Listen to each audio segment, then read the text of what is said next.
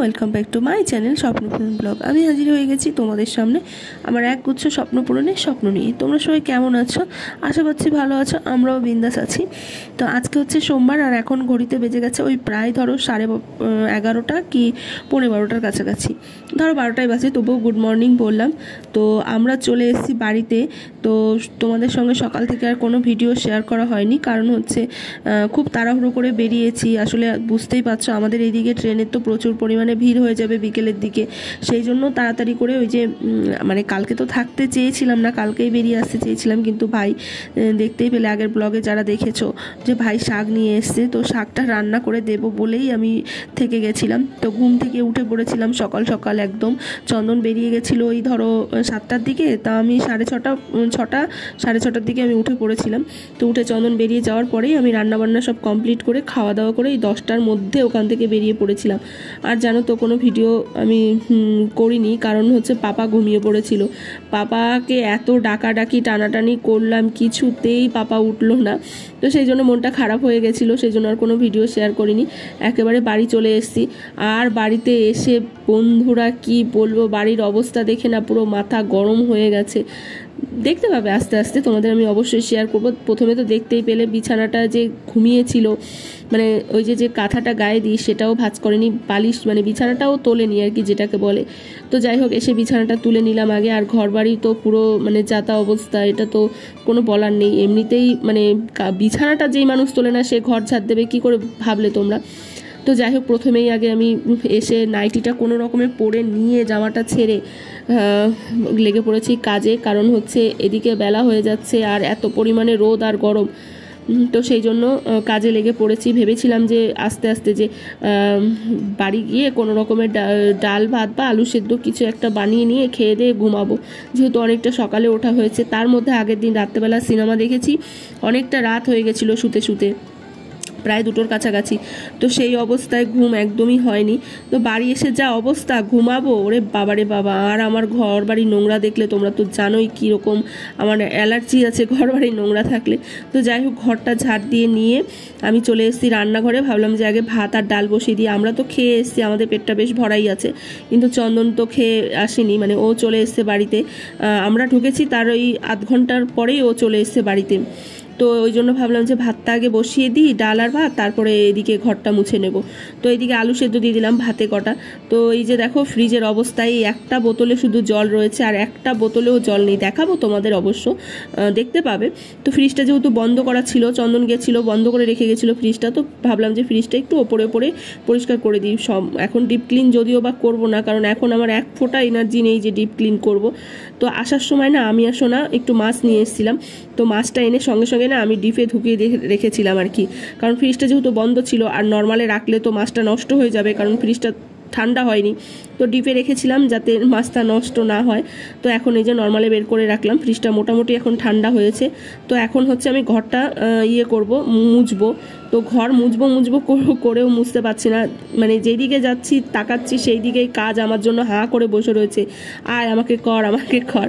তো এই যে দেখো বোতলগুলো, বললাম না একটা একটা করে দেখাবো তোমাদের যে ও কি করে, মানে আমরা বাড়িতে না থাকলে ও কীরকম, মানে আমার সংসারটা একটা দিন 2টো দিন বাড়িতে না থাকলে আমার সংসার, মানে সংসারের হাল কি বলবো, বেহাল হয়ে যায় জানো তো।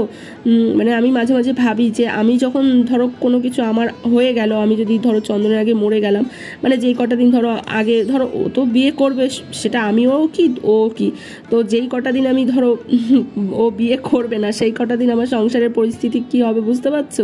মানে কি ভুলভাল বকছি বলো তো আমি। তো যাই হোক, মানে রাগের চোটে ওর ওপর যে আমার কি রাগ উঠছিল বন্ধুরা ওই সময়, তোমাদের আমি বলে বোঝাতে পারবো না। মানে রান্নাঘরে দেখতে পেলে তো বাসনের গাদা, মানে ভাত খেয়েছে, আমি তো রান্না করে রেখে গেছিলাম, 2 দিন ধরে খেয়েছে, শুক্রবার আর শনিবার। ওইভাবেই যে মানে যেই থালায় খেয়েছে সেই থালা মানে আরেকবার খেয়েছে না কি করেছে আমি জানি না, এতগুলো বাসন ওর কী করে হলো আমি বুঝতে পারলাম না। তো যাই হোক, রান্না করব হচ্ছে টক ডাল। চন্দন বলে একটু টক ডাল করো, যা গরম পড়েছে। আমিও ভাবলাম যে না একটু টক ডাল করি, তো ডাল বসিয়ে দিলাম ওইদিকে। আর হচ্ছে দেখো এই যে বোতলগুলো এখন ভরবো।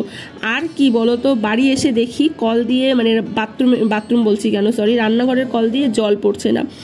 কি হয়েছে না, ও চন্দন তো রবিবারে চলে গেছিলো, আর এদিকে হচ্ছে বাড়িতে ট্যাঙ্কি পরিষ্কার হয়েছে, মানে পাইপ লাইনগুলো সব পরিষ্কার হয়েছে, আর আমাদের কলটা তো খোলা ছিল না, বন্ধ ছিল। এবার সব মানে যত রাজ্যের যত আয়রন আমাদের কলের গোড়ায় এসে বসেছে আর কি। তো এক ফোঁটা রান্নাঘর দিয়ে জল পড়ছে না। এই আমি সেই বেসিনের জল নিয়ে এসে হাঁড়িতে করে করে এনে আমি এই কাজগুলো করছি, জানো তো। তো এই তো জলের বোতলগুলো ভরে দিলাম, জলের বোতলগুলো ভরে দিলাম, শুধু বললাম যে একটু ফ্রিজে রেখে দাও, সেটাও রাখবে না, সেটাও সোনাকে বলছে যা সোনা রেখে দেবো, টিভি রিচার্জ শেষ হয়ে গেছে, সোনাকে বলছে যে যা তুই বোতল ভরে রাখ, আমি তাহলে রিচার্জ করে দেবো। এই রকম একটা মানুষ। আমি যে কী জিনিস নিয়ে সংসার করছি 13টা বছর ধরে বন্ধুরা, তোমাদের কি বলবো, মানে যারা আমার আশেপাশের লোক তারা জানে যে ও কি জিনিস। তো এই তো এইদিকে আবার বাসনগুলো মেজে নিচ্ছি, ওদিকে ভাত তো হয়ে গেছে, ভাত আমি নামিয়ে দিয়েছি। তো ডালটাও মোটামুটি রেডি, এখন হচ্ছে ডালটা শুধু ফোড়ন দেব আর হচ্ছে মাছ ভাজবো। কি করব বলো, তালগোল পাকিয়ে যাচ্ছে, আমার মনে হচ্ছে কোন দিক ছেড়ে কোন দিক করব, কোন দিক ছেড়ে কোন দিক করব। তো এই তো ডালের মধ্যে আম তারপরে নুন হলুদ দিয়ে দিয়েছি, এখন ডালটা ফোড়ন দিয়ে দেবো, আর ফোড়নে দেবো হচ্ছে সর্ষে আর হচ্ছে শুকনো লঙ্কা। মানে কি বলবো, মানে একটা করছি এদিকে একটা করছি ওদিকে একটা করছি, এইরকম করছি।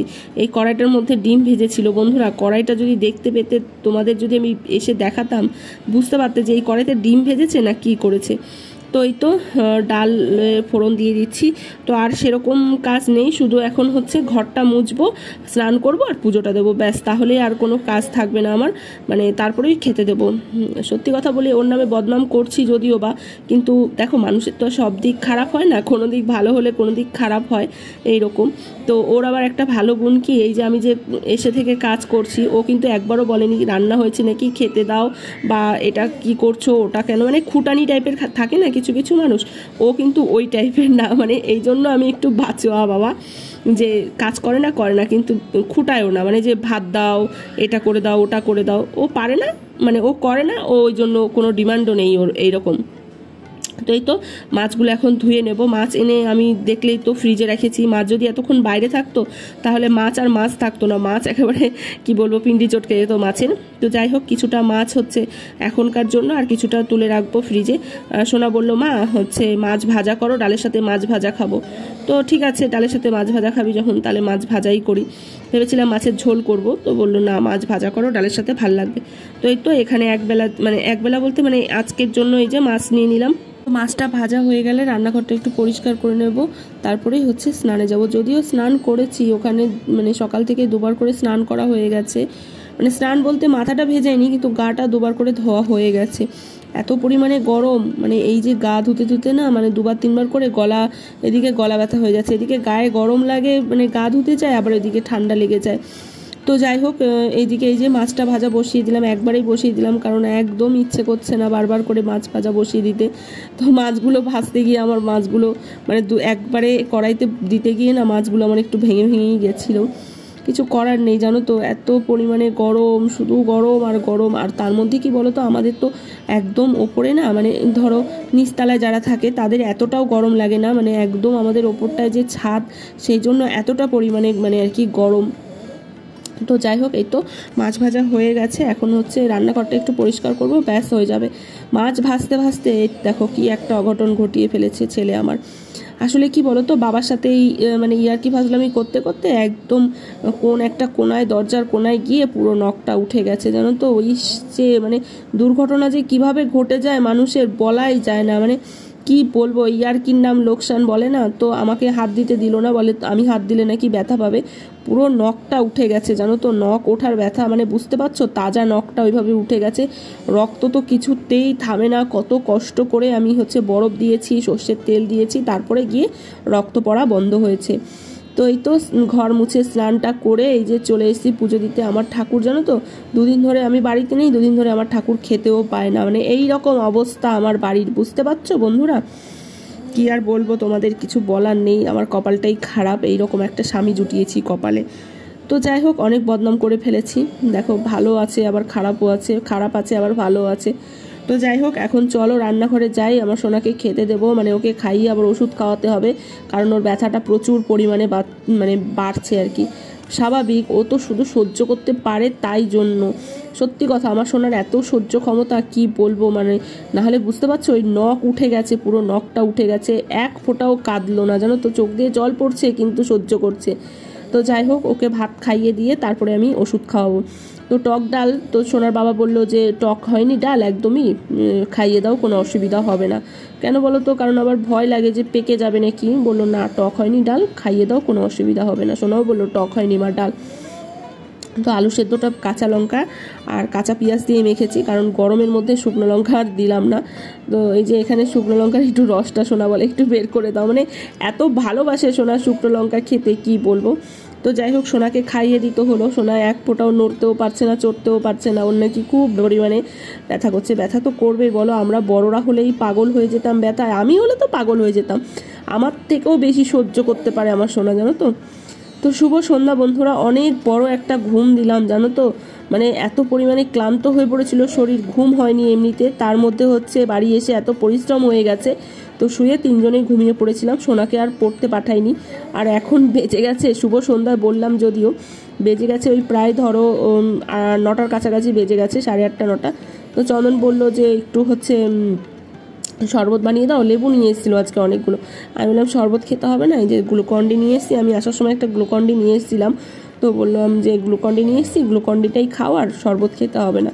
তো এই তো তিনজনের জন্য এখন হচ্ছে গ্লুকন্ডি গুলে নিচ্ছি। এত গরমে না একটু খাওয়া দরকার, নুন চিনি জল গ্লুকন্ডি এইসব খেলে শরীরে তাও একটু ঠিক আছে, না হলে ডিহাইড্রেশন হয়ে মানুষের অবস্থা খারাপ। আমারই তো আজকে খেতে বসবো, মানে সোনাকে খাওয়াচ্ছি, হঠাৎ করে কিভাবে মাথাটা ঘুরে গেল জানো না বন্ধুরা। তো চন্দন বললো চুপ করে একটু বসো, তারপরে খাওয়াও। তো যাই হোক, এই যে তিনজনের জন্য গুলিয়ে নেব গ্লুকন্ডি। তো গ্লুকন্ডিটা খেয়ে দে, আর আজকে আর ইচ্ছে করছে না কিছু করতে, ভাত নেই, ভাতও বসাতে হবে ওইদিকে। তো ভাত বসিয়ে দেবো, রাতে ওই ডাল আছে যা আছে তাই দিয়ে খাওয়া দাওয়া হবে। রান্নাঘরে মানে থাকা যায় না, রান্নাঘরে দাঁড়িয়ে থাকা যায় না, এতটা পরিমাণে গরম লাগে। তো এই তো ভাত হয়ে গেছে, সোনাকে এখন আমার খাইয়ে দিতে হচ্ছে, কারণ সোনা আজকে হাত দিয়ে খাবে না। এমনিতেই রাত্রেবেলা ওরা দুইজন হাত দিয়ে খেতে চায় না, বাবাকেও খাইয়ে দিতে হয়, ছেলেকেও খাইয়ে দিতে হয়। তো সোনাকে খাইয়ে দিয়ে আমিও খেয়ে নেব, রান্নাঘরটা একটু পরিষ্কার করব, কারণ কালকে আবার হচ্ছে মঙ্গলবার।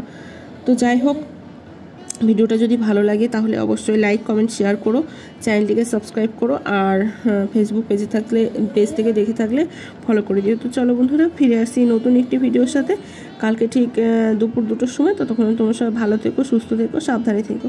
Tata, good night.